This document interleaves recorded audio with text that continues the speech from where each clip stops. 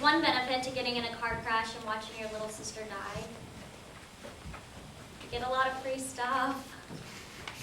We didn't have to cook for weeks after. People just gave us all this food, and I mean, when we started having to cook again, well, everything my mom makes tastes like shit, so it's not like we can really eat it.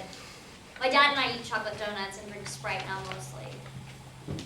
My sister loves Sprite, but my mom never let her drink it. I think she feels bad now. But, yeah. Food.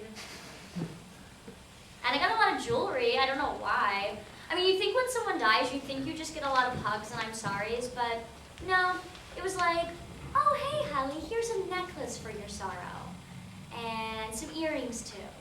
And a really expensive bracelet with your sister's initials on it that was really her birthday present, but oh, she's dead, so we'll just give it to you at her funeral. Well, thanks, Aunt Mary. And I got Dr. Howard, or really, Dr. Howard got me. And Dr. Schintelberg got my mom, and Dr. Fensland got my dad. And I got Xanax from Dr. Howard. Or really, I got Xanax from the pharmacy, and they got the order for the Xanax from Dr. Howard. And thanks to these doctors and my Xanax, and my mom's Ambien and Prozac, and my dad's Wellbutrin, we're a nice, happy family. With a mother who sleeps in her dead daughter's room, and a father who runs 7 miles and comes home crying every morning before work. And me, Allie. And I don't even really know where I fit in.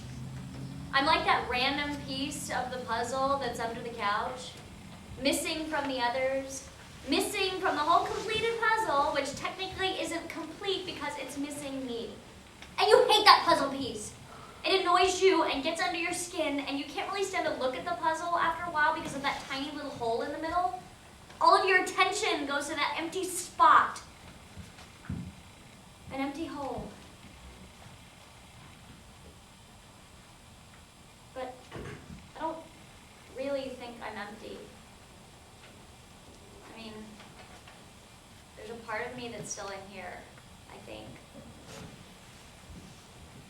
I'm here. I want to be here. I want to come back. In 2 weeks, it'll be a year and a half. We'll have been dating for a year and a half. And I know she's the one. Katie. Everything says she's the one. And I've only told her that I loved her once. 3 or 4 months in, never since. And it was the scariest thing I've ever had to do in my life. Saying something I wanted and needed to say. Expressing an emotion is scary for me. I just can't do it. Never could. When I was little, I could always tell my parents that I loved them because I knew they loved me back. They would never scoff at me or shut me down. I guess because I don't trust people. And I've never said it to anyone else except for Katie that once. That one time. And ever since the accident, she tells me that she loves me every day. Every day, and I can't say it. It's not because I'm scared. It's because I can't now. After the little girl. I mean, it wasn't my fault or anything, and the family isn't suing or anything. I didn't even get a ticket. It was just one of those freak things that happen, you know? There was just too much ice on the roads. And if I could go back, I'd let myself be the one. She was just a little girl, 12 years old. She could have had the cure for cancer. She could have won an Emmy, an Oscar. She could have been anything. She was only 12. And I'm 26, and I can't even tell Katie that I love her. It should have been me. And the worst part about it is that all I can think about is how it should have been me. I'm older. I've been around longer. I have my period. I've had my first kiss. I've been to concerts. I've been out of the country. I've jumped off the high dive. She was planning to jump off this summer when she was 13. She hated heights, but she really wanted to. 2 summers ago, she got up there, but she had to climb back down because she was too scared. She didn't get to do anything. She was only 12. I've lived 14 more years than she did. 12. Probably hadn't even had her first kiss yet. I ruined it for her. Snip, gone. And I couldn't say anything. I mean, what do you say when something this shitty happens? I wanted to, but I couldn't. I didn't know how. I don't even know how to tell Katie that I love her. There's so many things I wanted to do, I wanted to say, and I haven't because I don't know how. I'd make a list of things I wanted to do, and it would be 100 pages long. And the number one would be telling this family, a mother, father, and now one daughter, that I'm sorry. Sorry for my timing. Sorry to have killed your kid. Sorry to have taken away your sister. Just sorry. But I don't know how I'd say it. And if I could do anything, I'd go back in time. Make it different, make it so that this never happened. Make it so that if someone had to be killed, it would have been me. Anything but this. And my grandma's pissed because we couldn't have an open casket. Because we couldn't have an open casket. When things like this happen, how can you even think about an open casket? How can you talk about the type of wine being served? How can you think about who's wearing what? I really don't think my sister would care about what anyone wore. She wouldn't care what kind of casket it was, open or closed, and she wouldn't have wanted a big stone. I could have told anyone that. And I don't like people asking me what my last memory of her is because I don't like having to remember. If I could erase one thing from my mind, it would be standing on the side of the road watching that car burn. And the sister was standing there screaming and fighting with the air when I got out of the car. I think I just stood there. And the mom was passed out. My dad was holding onto my mom and just crying. And it just went on forever, and even after it was over, it kept on going. And it's still going. I'm still there. I'm still on the side of the road watching that car. My parents are still there. We're all there. It's still happening. I'm still watching. We're stuck. It's a CD on repeat, stuck on the same stupid track over and over again. A deformed seed that won't grow. I'm still there. I wonder if the other car is still there. I wonder if he can forget. He wasn't drunk or on drugs. It was 10 in the morning. I wish he was bad. I wish he'd done something wrong, but he didn't. If he did, I could hate him. I could wish him dead. Want that man in a green polo with the dark brown hair and sad, confused eyes dead. He killed my sister. He was the crack addict, the drunk, the convict, driving home from a night out, speeding along the road, slurring his words, trying to kill. But he wasn't. He didn't do anything wrong. It was just an icy road. If he had done something wrong, I could hate him. I wish I could hate him. But I don't. I wish you knew that. I wish I could tell him that he did nothing wrong. Do they hate me? Do they wish I was dead instead of the girl? I do. Should I write a letter? What would it say? I'm sorry to have killed someone that you love. If I could go back and change it, I would. I wish I was dead instead. No! That's stupid. They're probably trying to move on.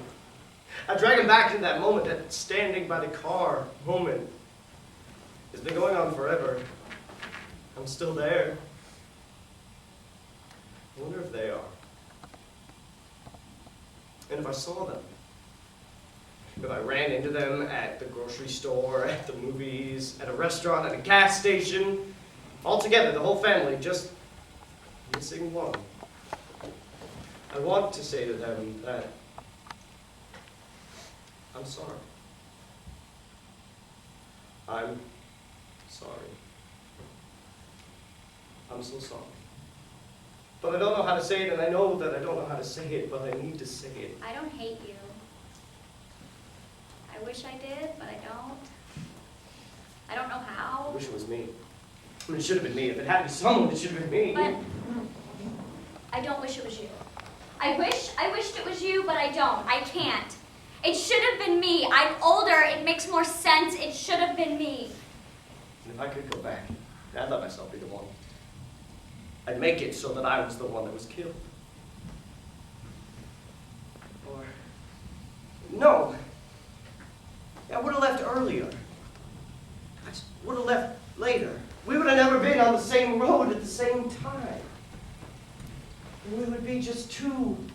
random cars that would pass and never meet. Maybe you notice my bumper sticker or like my air freshener. This never would have happened. And I'm sorry. I am sorry. I'm so sorry. Please, I just want to leave. I just want to get away from the side of the road. Are you still there? I haven't left. You know what sucks? I can't leave. I'm still watching. I'm still there. Are you? I need to know. I need you to know that you're forgiven. No, not forgiven. That's not the word I want. You are okay. It wasn't your fault. You're okay. I want you to be okay. I need to tell you that you should be okay and not worry. I need to tell you that so I can leave the side of the road. So I can try to get back to living, so that I can be found and put into the puzzle. So I can come back to the other pieces that I was jumbled with in the box for so long. So that I can know that there isn't a man out there living with guilt for all his life for something he didn't do. And I know I can never take away your pain, but I want you to be okay. I want us all to be okay. And I know I have no right to not be okay because I didn't lose anything, but I'm working on it. And there's one question that I have for you that I wish I could ask. I wonder what you would say to that. Are you stuck like me? Or have you forgotten? Were we just an annoyance and a loss of money? Was the first thing you thought about your insurance policy? Or were we a distraction to your busy life? What would you say to me? I wish I knew. I hope you aren't an asshole. You didn't seem like one when you were standing there on the side of the road. You looked tired.